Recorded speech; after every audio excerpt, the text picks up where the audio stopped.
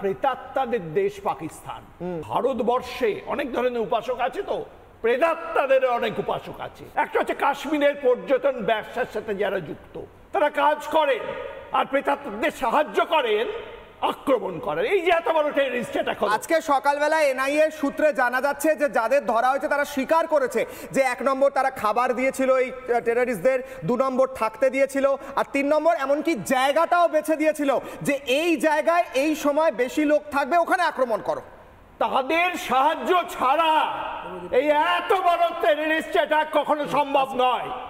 পাকিস্তানকে হারানো অনেক সহজ, কিন্তু দেশের মধ্যে যে প্রেতাত্মাদের উপাসকরা আছে, এবং এই বাংলার বুকেও আছে, যাদবপুর ইউনিভার্সিটিতে যান, সেখানে এখনো লেখা বিভিন্ন সংবাদপত্রে, বিভিন্ন মিডিয়ামে কি বলা হচ্ছে, ওরে বাবা যুদ্ধ করো না। বিমান বসু বলছেন, সিপিএম নেতা, নাম নিয়ে বলছি, তিনি বলছেন পাকিস্তানের কিন্তু নিউক্লিয়ার ওয়েপেন আছে, ভয় দেখাচ্ছেন, তুমি যুদ্ধ করো না। প্রেতাত্মাদের মেরুনারে মারতে হবে না, ওরা এমনিই মরে যাবে। কিন্তু এই যে প্রেতাত্মাদের উপাসকরা আছে, তাদের কি হবে? মাওবাদীরা ভারত রাষ্ট্রের সাথে যুদ্ধ করছে। আমি নিশ্চিত পাকিস্তানের এই সব প্রেতাত্মাদের সাথে তাদের যোগ আছে।